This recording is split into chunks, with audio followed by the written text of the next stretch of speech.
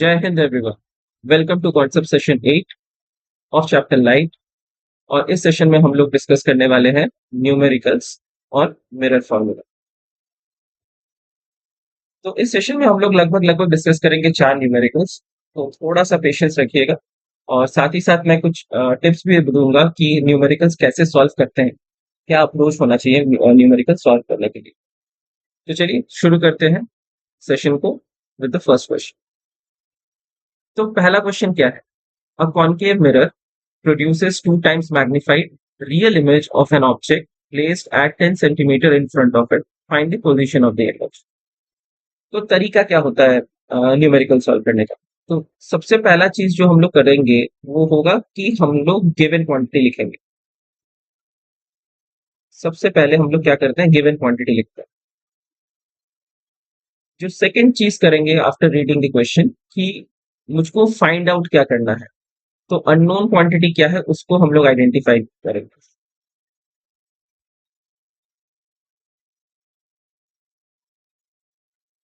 तो उसके बाद हम लोग देखेंगे कि अननोन क्वांटिटी क्या है।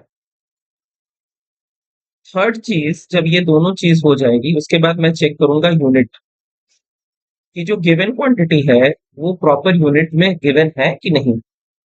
तो यूनिट इसको हम लोग क्या करेंगे, इसको हम लोग चेक करेंगे कि ये प्रॉपर एसआई सिस्टम में गिवन है कि नहीं। कभी कभी हम लोग क्वेश्चन करेंगे तो फोकल लेंथ मान लीजिए कैलकुलेट करना है और आपका इमेज डिस्टेंस और ऑब्जेक्ट डिस्टेंस एक पता चला मीटर में दिया है, एक सेंटीमीटर में दिया है, तो हमको उस हिसाब से कन्वर्ट करने की जरूरत है।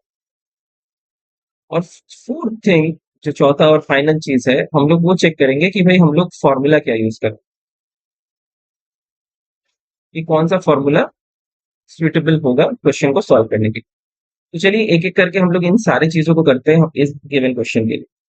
तो कॉनकेव मिरर, तो पहला कीवर्ड तो मिल गया मुझको कि जो मिरर है कॉनकेव है। Produces 2 times magnified real image. तो यहाँ पे मैग्निफिकेशन की बात हो रही है, तो सबसे पहले मैं गिवन क्वांटिटी में क्या लिखूंगा, मैग्निफिकेशन। 2 times है तो मैं 2 लिखूंगा। और रियल इमेज है तो रियल इमेज के लिए मैग्निफिकेशन -2 होता है, जो हम लोगों ने लास्ट सेशन में पढ़ा था कि साइन में कैसे क्या होता है। तो अगर आप लोगों ने वो सेशन मिस कर दिया है तो सेशन नंबर 7 में जाइए, सारा चीज डिस्कस्ड है वहां पे। तो m इक्वल्स टू -2 हो गया यहाँ पे। अब आगे बढ़ते क्वेश्चन में। Of an object placed, object को प्लेस किया गया है कहाँ पे, at 10 centimetres in front of it, मतलब मिरर के सामने 10 सेंटीमीटर। तो जब ऑब्जेक्ट को प्लेस किया जा रहा है तो इसका मतलब ये दिस इज ऑब्जेक्ट डिस्टेंस। तो u हो गया, u इज ऑलवेज नेगेटिव, तो मैं लिखूंगा -10 सेंटीमीटर्स। पूछा क्या जा रहा है हमसे, find the position of the image. Image का पोजीशन फाइंड कर, तो it means we need to calculate v। हम लोग को v फाइंड आउट करना। तो हम लोगों ने गिवन लिख लिया, अननोन क्वांटिटी हम लोगों ने देख लिया। अब हमको यूनिट चेक करना। तो यूनिट मुझको दिख रहा है, तो भाई मैग्निफिकेशन की कोई यूनिट नहीं होती है और यहाँ पे यूनिट सेंटीमीटर में है, तो कोई प्रॉब्लम है नहीं। तो unit proper. Now formula. Formula में हम लोगों ने मिरर फॉर्मूला पढ़ा है, मैग्निफिकेशन पढ़ा है। तो एक होता है 1/f equals to 1/b plus 1/u। और मैग्निफिकेशन के दो फॉर्मूले होते हैं, एक होता है -v/u और एक होता है h'/h। हमको यहाँ पे मैग्निफिकेशन गिवन है, ऑब्जेक्ट डिस्टेंस गिवन है, इमेज डिस्टेंस फाइंड करना है। तो अगर मैं इन तीनों फॉर्मूला को कंसिडर करूं तो मेरे लिए ये फॉर्मूला बैठ रहा है कि भाई इसको यूज करेंगे तो मेरा अननोन क्वांटिटी कैलकुलेट हो जाएगी। तो हम लोग इसी को यूज करेंगे। तो हम लोग क्या लिखेंगे कि भाई we know that magnification m can be written as -v/u। अब मैं पुट कर दूंगा values. m equals to -2, v तो फाइंड आउट करना है, उसको ऐसे ही रहने देंगे। और u का वैल्यू है -10। माइनस माइनस कैंसिल आउट कर देते हैं, क्रॉस मल्टीप्लाई करते हैं। तो -2 इंटू 10 इक्वल्स टू हो गया v, which implies v equals to -20 centimetres. तो इसका मतलब क्या हो गया, जो इमेज बन रहा है वो 20 सेंटीमीटर बन रहा है। और माइनस क्या इंडिकेट कर रहा है कि मिरर के लेफ्ट साइड बन रहा है, मतलब मिरर के सामने बन रहा है। तो हम लोग अगर वर्ड में लिखना चाहे कि the image is form in front of the mirror, तो अगर ये एक कॉनकेव मिरर कंसिडर करें तो कॉनकेव मिरर के सामने 20 सेंटीमीटर के डिस्टेंस पे इमेज बन गई। क्योंकि हम लोगों ने साइन कन्वेंशन पढ़ा है, माइनस का मतलब लेफ्ट हैंड साइड बनना पोल। तो चलिए ये हो गया हम लोग का पहला क्वेश्चन। चलते हैं सेशन के दूसरे क्वेश्चन, और हम लोग ये स्टेप्स ही फॉलो करेंगे, तो ये ध्यान में रखिएगा। चलिए, तो दूसरा क्वेश्चन क्या है? An object of size 5 centimetre in size. एक ऑब्जेक्ट है ऑफ 5 सेंटीमीटर इन साइज। तो पहले हम तो मैं गिवन क्वांटिटी एक एक करके लिख लूं। तो ऑब्जेक्ट का साइज हम लोग एज से लिखते हैं, edge will be 5 centimetres. Object को प्लेस कैसे करते हैं? हमेशा सीधा प्लेस करते हैं, अपराइट प्लेस करते हैं, तो पॉजिटिव नहीं होगा। कहाँ पे प्लेस किया जा रहा है? At a distance, placed at a distance of 20 centimetre from a concave mirror. तो ऑब्जेक्ट को प्लेस करने की बात हो रही है, ऑब्जेक्ट को प्लेस कर रहे हैं, तो u विल बी -20, क्योंकि ऑब्जेक्ट को प्लेस कर रहे हैं तो लेफ्ट हैंड साइड ही प्लेस करेंगे। मिरर कौन सा है? कॉनकेव मिरर है, हम लोग को बोल दिया है। फोकल लेंथ गिवन है 15 सेंटीमीटर, तो फोकल लेंथ f लिखूंगा 15। अब मुझको सोचना है कि कॉनकेव है कि कॉन्वेक्स है, तो क्वेश्चन में कॉनकेव दिया है, कॉनकेव का फोकल लेंथ होता है नेगेटिव, तो -15। At what distance from the mirror should a screen be place to get a sharp image. तो बोल रहा है कि मिरर से कितना दूर एक स्क्रीन प्लेस करे जिससे कि उसके ऊपर एक शार्प इमेज बने। तो मतलब अगर स्क्रीन के ऊपर इमेज ऑब्टेन हो रहा है, तो पहला चीज तो इमेज रियल हो गई, वर्चुअल इमेज को स्क्रीन में ऑब्टेन कर ही नहीं सकते, तो इमेज का मतलब ये रियल इमेज हो गई।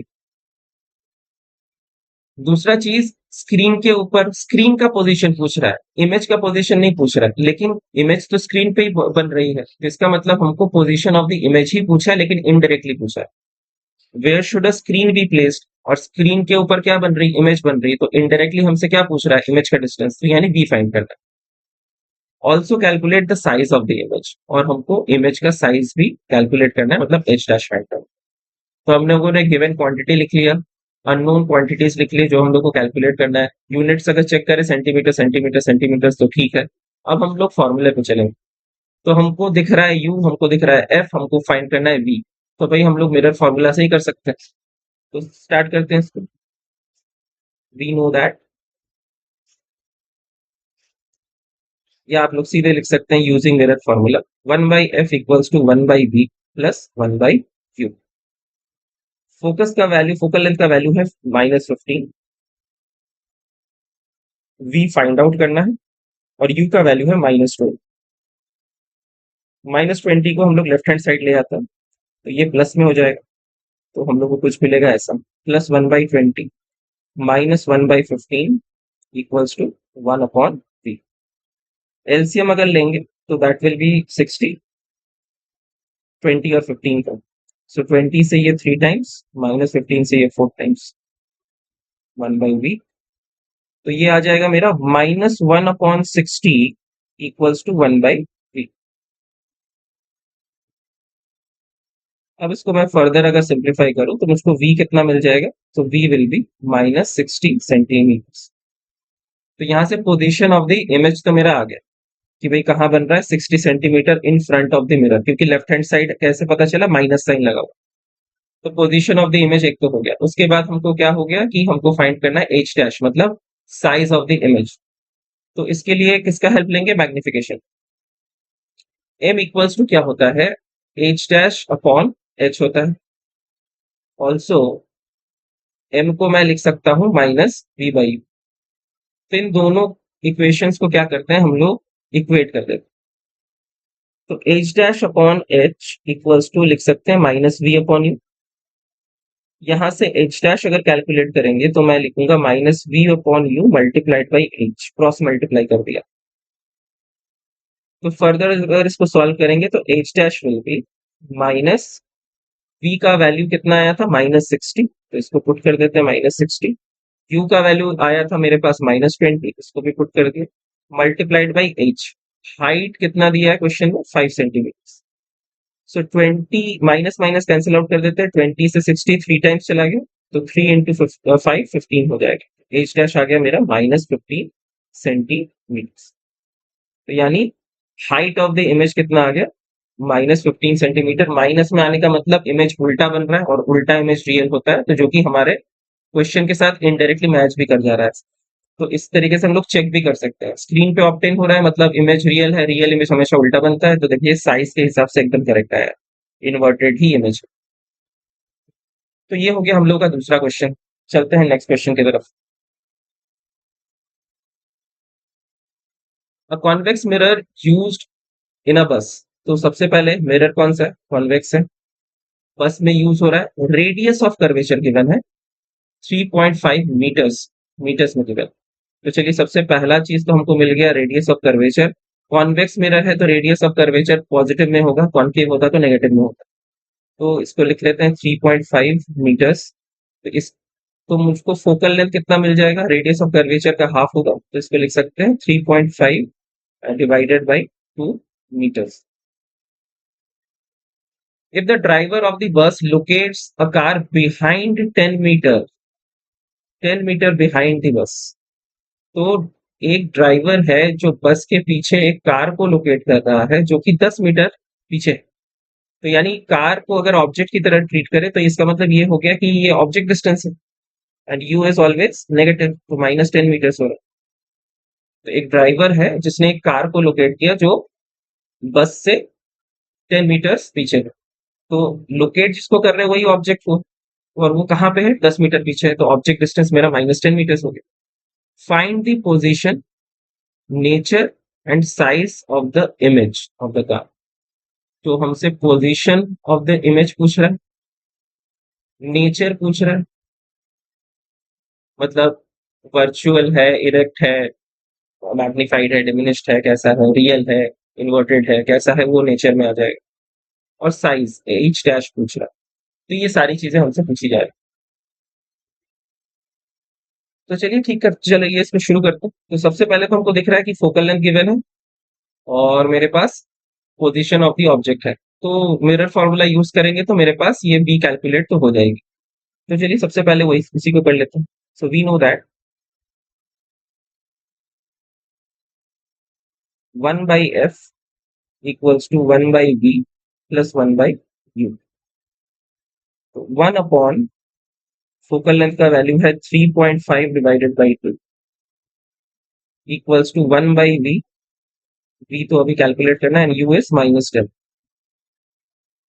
1/3.5 डिवाइडेड बाई 2, इसको अगर सिंप्लीफाई करेंगे तो ये डिनोमिनेटर वाला जो 2 है रेसिप्रोकेट होकर ऊपर चला जाएगा, तो 2/3.5 आएगा इक्वल्स टू 1/v -1/10। या ये जो पॉइंट है इसको हटाते हैं और इसको सिंप्लीफाई करके लिख देते हैं 20/35 इक्वल्स टू 1/v -1/10। अब -1/10 को हम लोग क्या करते हैं, लेफ्ट हैंड साइड ले आते हैं। तो इसको लेफ्ट हैंड साइड लेके आएंगे तो ये पॉजिटिव हो जाएगी। तो 20/35 plus 1/10 equals to 1/v। So 1/v can be written as, अच्छा अब एलसीएम लेंगे 35 और 10 का तो 70 आएगा। 35 से 2, 2 इंटू 20, और 10 से 7 टाइम्स, तो 7 into 1। So 1/v equals to 40 plus 7 divided by 70। So 1/v equals to 47/70। So v का वैल्यू कितना आ जाएगा? That will be 70/47 in centimetres. इसको अगर डेसिमल में आप कन्वर्ट करेंगे तो ये समथिंग आ जाएगा 1.48 सेंटीमीटर्स। इसको रफली हम लोग लिख सकते हैं 1.5 सेंटीमीटर्स राउंड ऑफ करके। तो ये मेरा क्या आ गया, पोजीशन ऑफ द इमेज हो गया। तो पहला पार्ट हो। अब बात आता है नेचर का। तो जब भी नेचर कैलकुलेट करने के लिए बोला जाए तो हम लोग हमेशा क्या कैलकुलेट करेंगे? मैग्निफिकेशन कैलकुलेट करेंगे। चलिए मैग्निफिकेशन m कैलकुलेट करते हैं। नेचर जब भी पूछे मैग्निफिकेशन कैलकुलेट कीजिए। तो m can be written as -v/u। तो m का वैल्यू क्या आ जाएगा? -v, अभी हम लोगों ने कैलकुलेट किया 70/47। तो 70/47 होल डिवाइडेड बाई u का वैल्यू कितना था हमारे पास? -10। सो 10 10 कैंसिल आउट हो गया, sorry minus minus cancel out हो गया। तो this can be written as 70/47, और इसको रेसिप्रोकेट करेंगे तो that will be 1/10। 0 0 cancel out कर दिया। तो मैग्निफिकेशन का वैल्यू कितना आ गया? 7/47। तो मैग्निफिकेशन मेरा आ गया 7/47। अब इसको भी अगर कन्वर्ट करना चाहे डेसिमल में तो ये आ जाएगा समथिंग लाइक 0.148 तो इसको हम लोग लिख सकते हैं 0.15। अब मैग्निफिकेशन देखने के बाद हम लोग कैसे नेचर बताएंगे। अब अगर रिकॉल करें हम लोग जो पिछले सेशन में डिस्कस किए थे कि मैग्निफिकेशन में दो चीजें होंगी। पहला तो मैं मुझको साइन देखना है और उसके बाद मुझको देखना है न्यूमेरिक वैल्यू।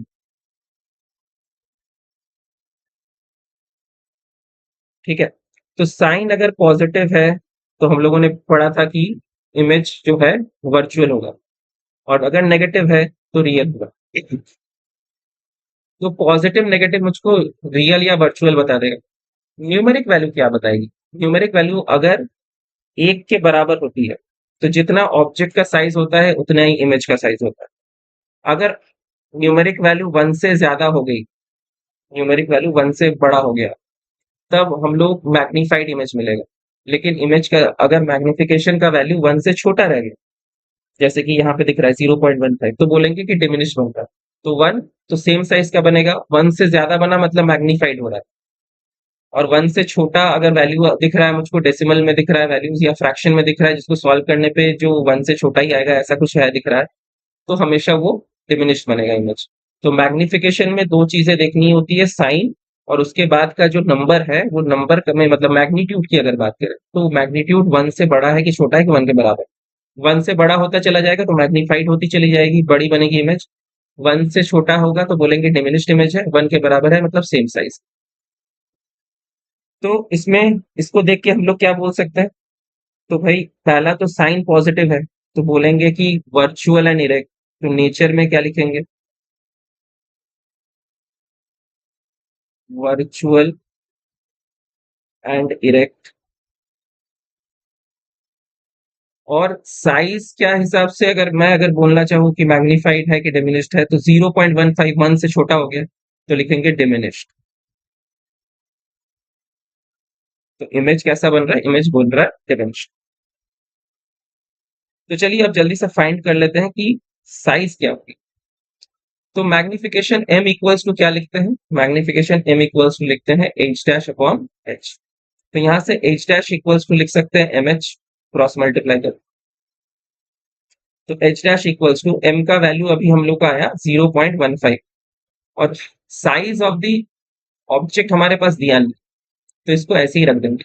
तो h dash equals to 0.15 times h आया, इसका मतलब हम लोग क्या बोलेंगे?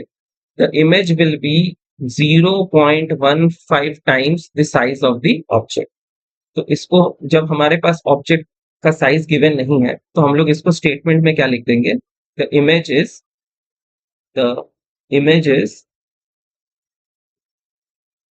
0.15 times the size of the object.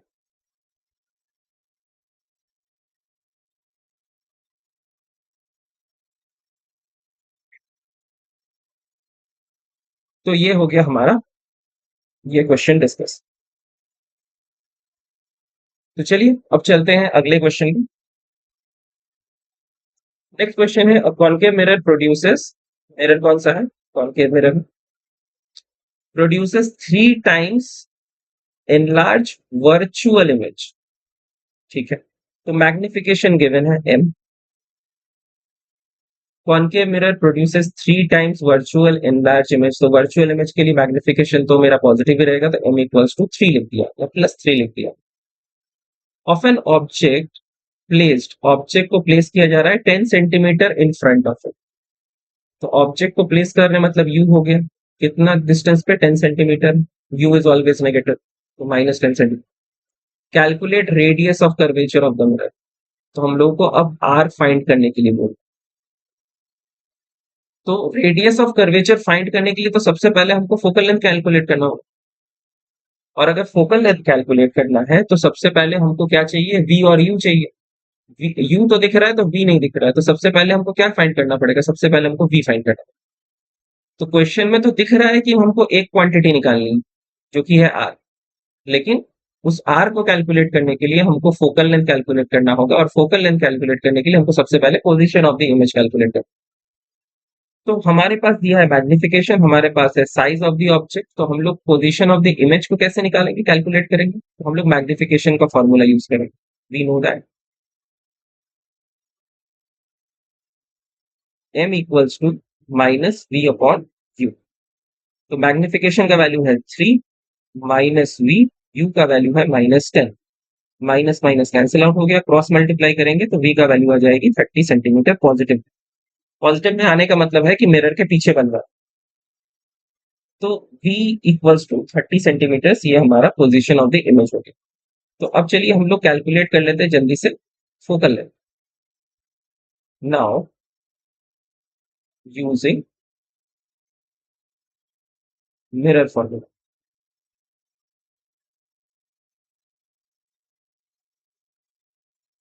अब मिरर फॉर्मूला यूज कर लेते हैं। 1/f equals to 1/v plus 1/u, ये होता है। So 1/f equals to v का वैल्यू आ गया 30 और u है -10। So 1/f equals to LCM will be 30, LCM आ जाएगा 30, तो ये आ जाएगा 1 - 3। तो 1/f इक्वल्स टू ये आ गया -2/30। तो फोकल लेंथ को फर्दर सिंप्लीफाई करेंगे तो f इक्वल्स टू आ जाएगा -30/2, जो कि देगा हमको -15 सेंटीमीटर। तो भाई कॉनकेव मिरर है, फोकल लेंथ तो नेगेटिव में ही आनी चाहिए थी। कॉनकेव मिरर बोला है, फोकल लेंथ नेगेटिव आनी चाहिए थी, एकदम सही आया है, नेगेटिव में ही है। अब हमसे लेकिन क्वेश्चन में पूछा गया है रेडियस ऑफ कर्वेचर, तो radius of curvature r will be 2 times of the focal length, तो r will be 2 into -15। So r का वैल्यू कितना आ जाएगा -30 सेंटीमीटर। तो रेडियस ऑफ कर्वेचर कितना आ गया मेरा -30 सेंटीमीटर आ गया।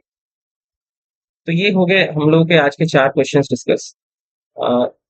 आप लोग और भी क्वेश्चंस जो है साइड बुक से प्रैक्टिस कीजिए, एनसीईआरटी से प्रैक्टिस कीजिए। आज के जो क्वेश्चंस थे, मैं जनरली जो न्यूमेरिकल्स प्रेफर करता हूँ वो दिनेश का जो बुक है फिजिक्स का, सुपर सिंप्लीफाइड फिजिक्स करके एक बुक मिलती है दिनेश की, उसमें न्यूमेरिकल्स अच्छे हैं। प्रदीप वाला जो बुक है उसमें भी न्यूमेरिकल्स काफी अच्छे दिए हुए हैं। एनसीईआरटी एग्जाम्पलर से भी आप लोग लगा सकते हैं, चाहे तो एनसीईआरटी का इंडेक्स क्वेश्चन लगा सकते हैं, जहां से भी हो न्यूमेरिकल प्रैक्टिस करना बहुत जरूरी है। तो चलिए अगले सेशन में हम लोग कुछ और कॉन्सेप्चुअल न्यूमेरिकल्स के साथ आएंगे और उसके बाद हम लोग डिस्कस करेंगे रिफ्रैक्शन ऑफ लाइट। तो नेक्स्ट सेशन में हम लोग डिस्कस करेंगे कुछ और numericals and then we will be moving on to the next topic. तो चलिए इसी के साथ हम लोग इस सेशन को एंड कर सकते हैं। गुड बाय एंड जय हिंद।